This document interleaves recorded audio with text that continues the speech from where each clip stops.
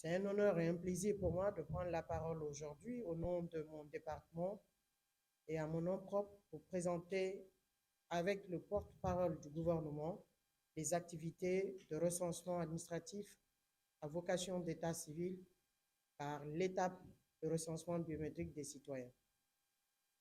Monsieur le ministre porte-parole du gouvernement, merci pour cette opportunité que vous offrez à notre département d'expliquer à la presse et au peuple de Guinée le niveau d'exécution du chronogramme. Il vous souviendra que le chronogramme de la transition pour un retour à l'heure constitutionnelle a été bâti sur 10 points.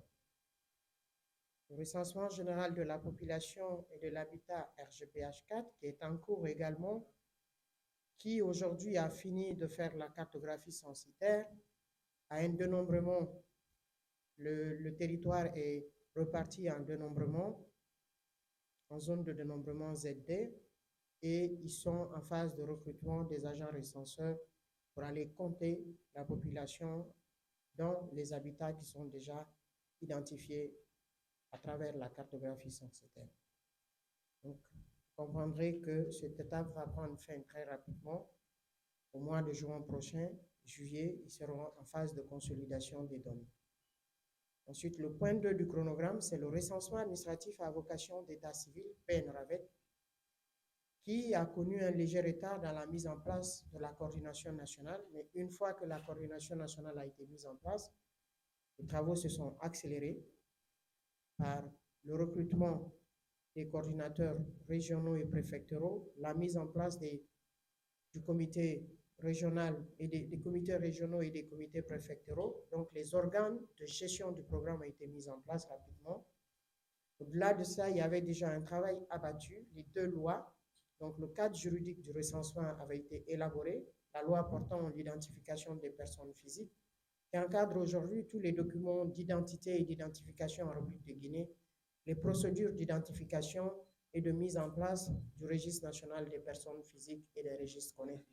Cette loi a été votée le 23, adoptée au CNT le 23 octobre 2023.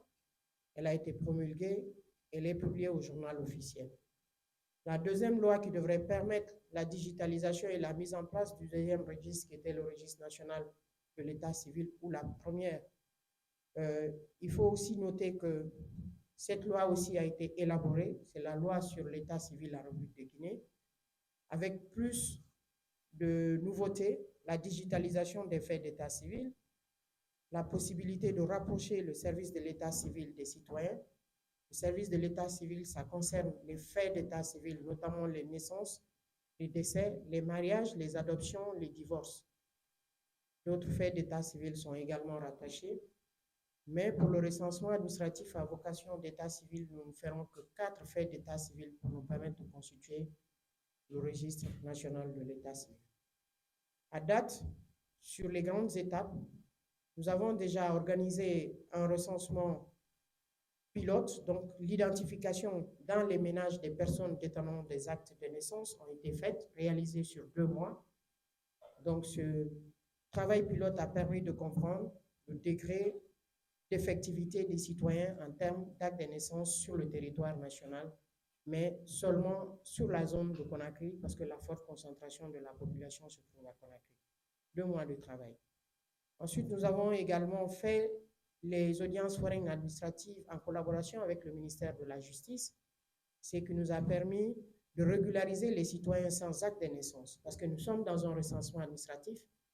Le seul document qui va vous permettre d'aller, c'est votre acte extrait de naissance ou le jugement supplétif et sa transcription pour les personnes qui n'ont pas été déclarées dans les délais ou ceux qui ont acquis la nationalité, donc le décret de naturalisation ou le certificat de nationalité.